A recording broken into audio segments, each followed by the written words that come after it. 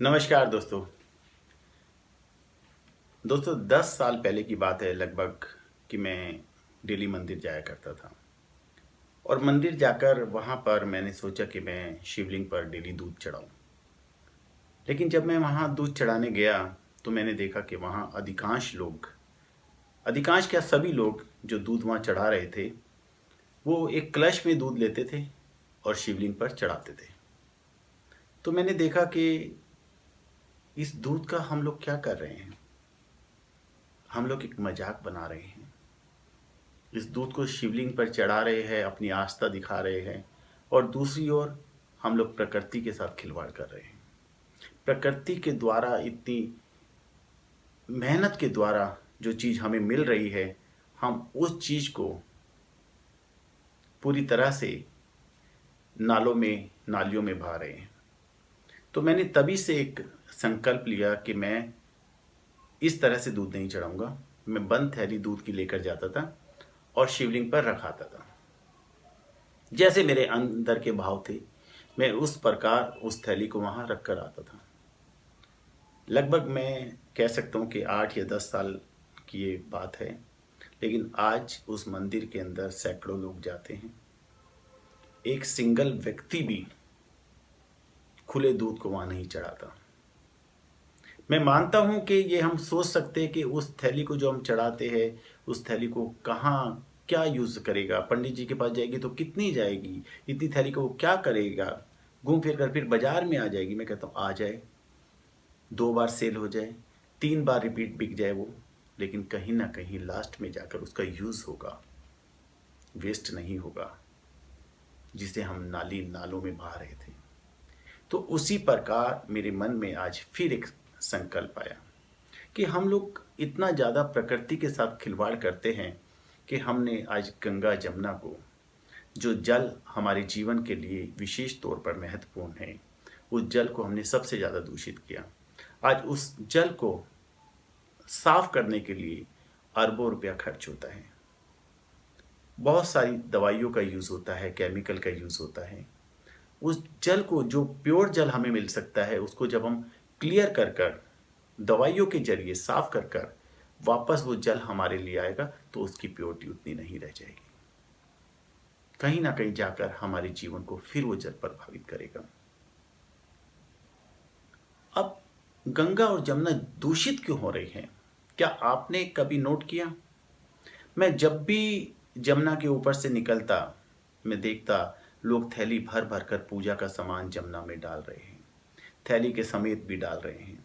जो भी चीज़ हो उस पर XYZ, आप फूलों की माला हो, आप जोत हो, धूप अगरबत्ती हो, उनकी डब्बी हो, माचिस की खाली डब्बी हो, वो सब चीज़ हम वहाँ उसमें प्रवाहित करते, क्योंकि हमारी ये ऐसी मान्यता है कि जो भी चीज़ हमने प्रभु की शरण में प्रभु को अर्पित की है, उस चीज़ को हम कूड़े कचरे में नहीं फेंक सकते। उसको जब तक हम जमुना जी में प्रवाहित नहीं करेंगे, जब तक वो कार्य पूरा नहीं होगा। हम लोग फल चढ़ाते हैं, भोग लगाते हैं प्रभु का।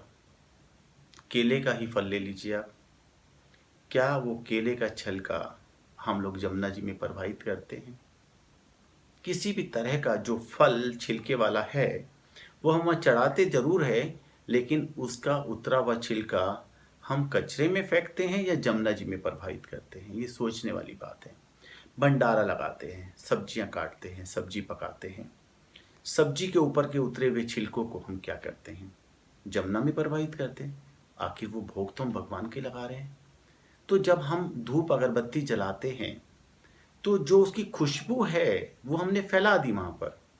उसका जो भी लॉजिक हो, जो भी समझे, उसको फैलाने के बाद उसका जो वेस्ट मटेरियल रह गया, अब उसको हम जमुना जी में डालें, ये कहाँ की सोच है?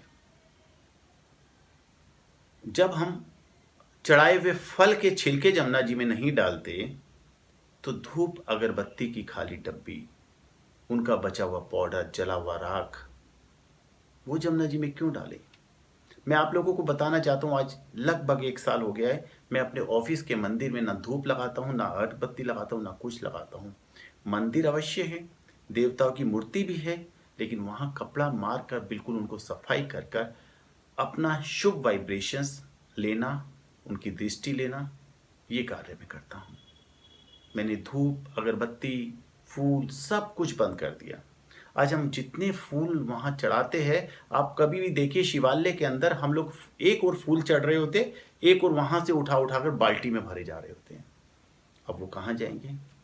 जमुना में जाएंगे, जमुना दूषित होगी।